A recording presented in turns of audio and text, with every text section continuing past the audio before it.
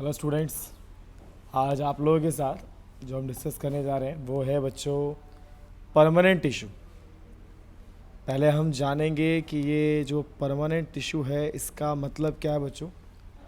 जैसा कि आप लोग जानते हैं स्टूडेंट्स कि परमानेंट से पहले हमारे पास एक टिश्यू था जिसका नाम था बच्चों मेरिस्टेमेटिक टिश्यू, जिसके पास एबिलिटी थी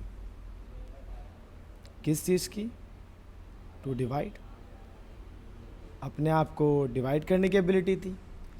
एक सेल था बच्चों, दो सेल में टूटा, दो फिर डिवाइड हुआ, ये फिर डिवाइड हुआ।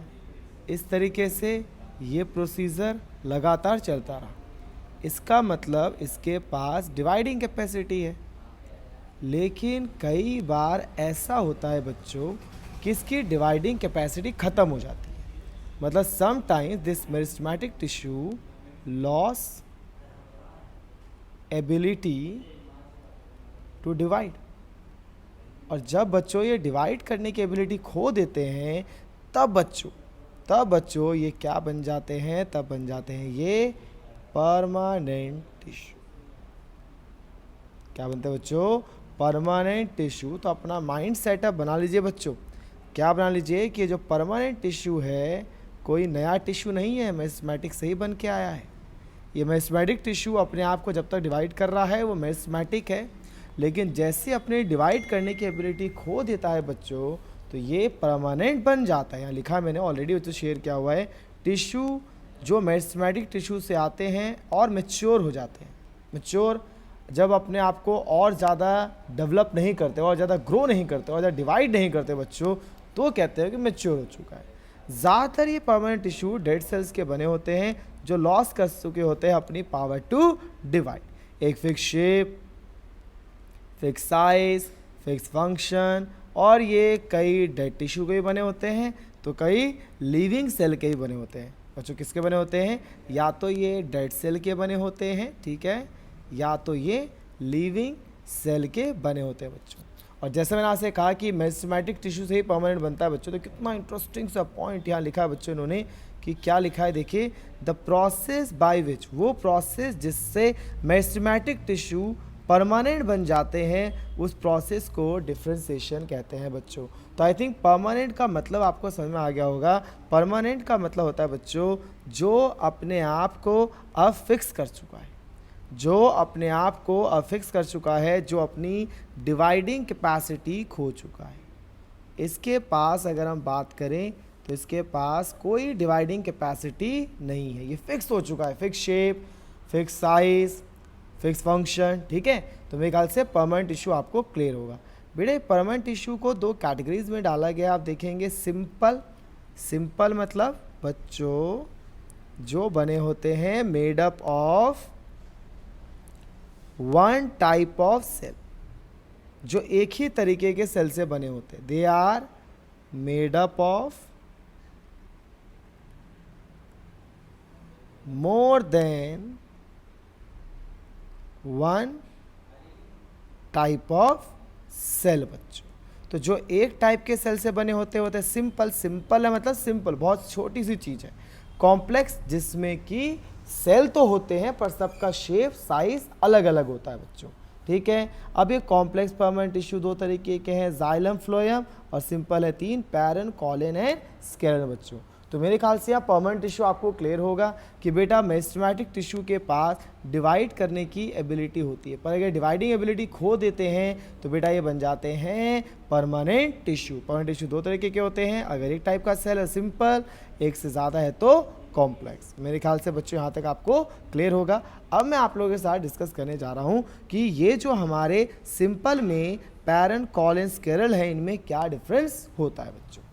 तो चलिए बच्चों शुरू करते हैं type of simple permanent tissue.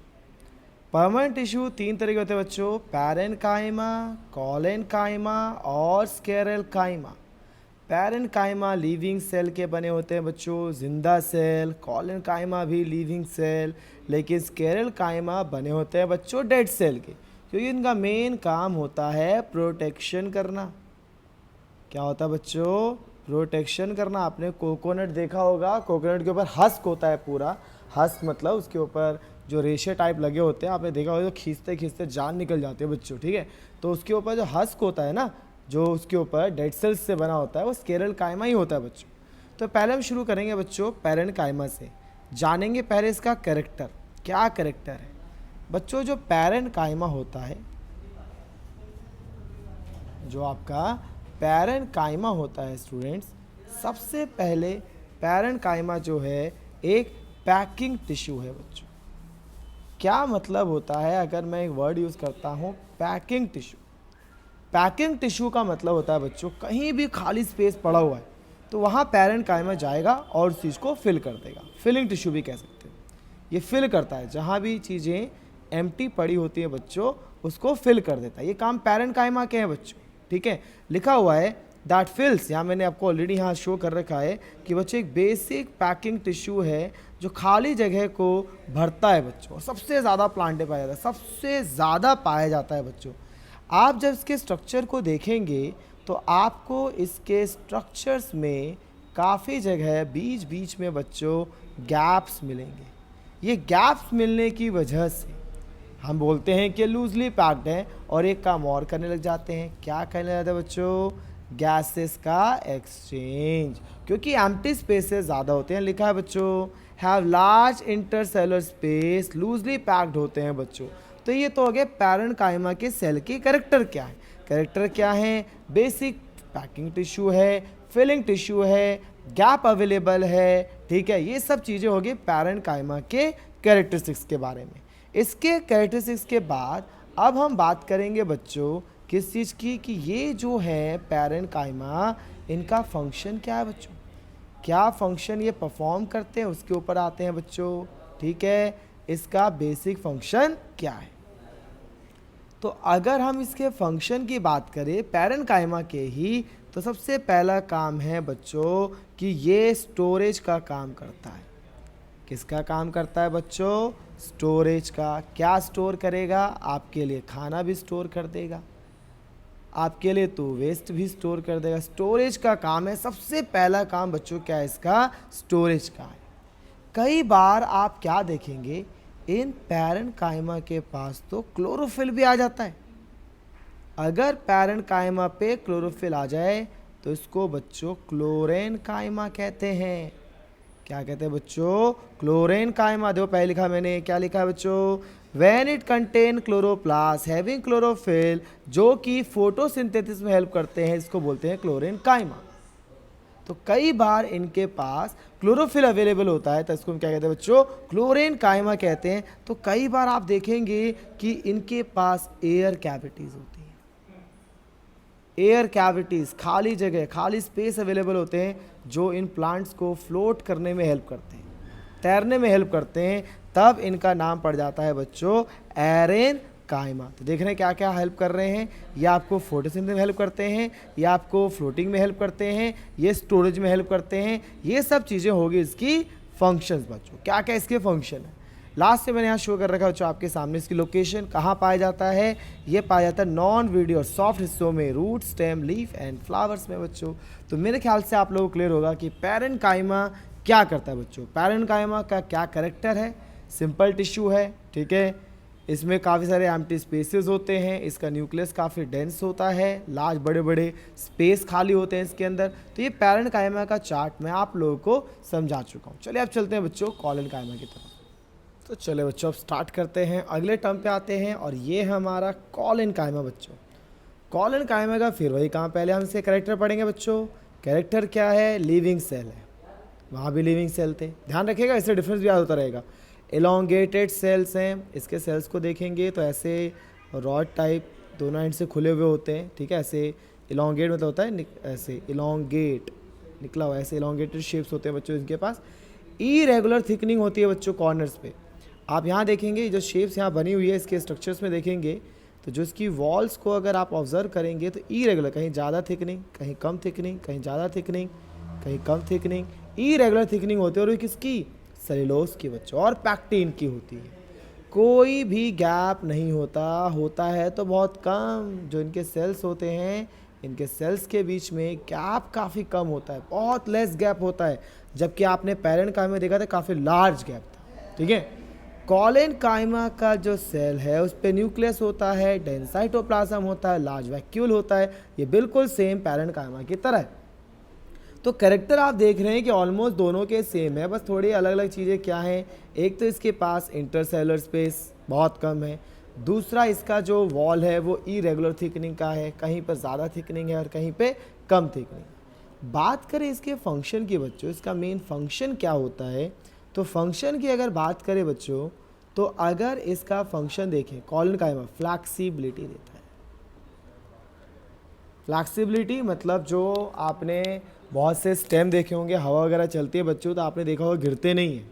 ठीक है, ऐसा नहीं कि गिर जाते हैं, टूट जाते हैं, फ्लैक्सिबिलिटी देते हैं उसके एरियल पार्ट्स को। लिखा बच्चों, it's provide the flexibility to the aerial parts like stem and leaves. इसका मेन काम होता है, और बेंट होने की प्रोबेबिलिटी देता है कि मतलब घूम सके, मुड़ सके अपनी जगह पे। जैसे अगर पत्ते हैं बच्चों, तो पत्ते अगर मुड़ पाते हैं तो या फिर अपने जगह से हिल पाते हैं और टूटते नहीं हैं, तो ये कॉलन काइमा की वजह से है। फिर वही बात, कहाँ पाए जाते हैं, लीफ के नीचे, below the epidermis of the leaf and stem, क्योंकि लीफ और स्टेम कोई सा फ्लैक्सिबिलिटी दे रहे हैं तो वहाँ पर ये ज़्यादा अमाउंट में पाए जाते हैं। तो पैरेंट काइमा, कॉलन काइमा, मुझे लगता है कोई दिक्कत होगी बच्चों तो स्केरल काइमा की तरफ फटाफट चलते हैं। ठीक है ना, तो क्या होता है स्केरल काइमा, वो जान लेते हैं कि स्केरल काइमा भी क्या है, साथ साथ उसको भी ले ही लेते हैं बच्चों। स्केरल काइमा का पहले कैरेक्टर, ये भी लॉन्ग है, नैरो थिक वॉल्स हैं ड्यू टू डिपोजिशन लिग्निन, ये बड़ा इंपॉर्टेंट है बच्चों। स्केरल काइमा की जो वॉल है ना, इसकी वॉल पे लिग्निन होता है, इसकी वॉल पे लिग्निन इतना हार्ड मैटर होता है। बांस का पेड़ देखा होगा आपने, जो वुड होते हैं वो जो होते हैं सारे लिग्निन के बने होते हैं, बहुत हार्डनेस देते हैं, बहुत ज़्यादा हार्डनेस देते हैं। तो लिखा है बच्चों कि किससे बने होते हैं बच्चों, लिग्निन से बने होते हैं, जो हार्डनेस प्रोवाइड कराते हैं। कोई गैप ही नहीं है, यहाँ सबसे ज़्यादा गैप था पैरेंट काइमा में, कॉलन में थोड़ा कम गैप है, और स्केरल काइमा में तो गैप ही नहीं है बच्चों, बिल्कुल ही गैप नहीं है। तो क्या प्रोवाइड कराते हैं, रिजिडिटी, बिल्कुल हार्ड और टफ बना देते हैं। कोकोनट की जो आउटर कवरिंग आप देखते हो, जो नारियल आप खाते हो, उसके बाद आउटर कवरिंग इतना हार्ड होता है, उसको खींचना मुश्किल हो जाता है। स्केरल काइमा के ही बने होते हैं बच्चों। ठीक है, कहाँ पाए जाते हैं, स्टेम्स में, लीव्स में, वेन्स। वेन्स क्या होती है बच्चों, पत्ते आपने देखे हैं, पत्तों में ही ऐसे देखा होगा, ऐसे निकले हुए ये सब चीज़ें निकली होती हैं, ये वेन्स होती हैं, ये जो है ना, ये दे आर वेन्स। ठीक है, तो इसमें भी स्ट्रेंथ जो लाके देता है वो कौन लाके देता है बच्चों, स्केरल काइमा के ही फाइबर्स लाके देते हैं। ठीक है, कहाँ यूज़ किए जाते हैं बच्चों, देखिए यहाँ पर पाया जा रहा है, वॉलनट्स हो गया, हस्क ऑफ कोकोनट, जो कोट का सीड होता है हमारे पास की जो कोटिंग होती है वो स्केरल काइमा की बनी होती है। तो सिंपल परमानेंट टिश्यू 3 कैटेगरी में, parenchyma, collenchyma and sclerenchyma. I think आप सब बच्चों को क्लियर होगा स्टूडेंट्स।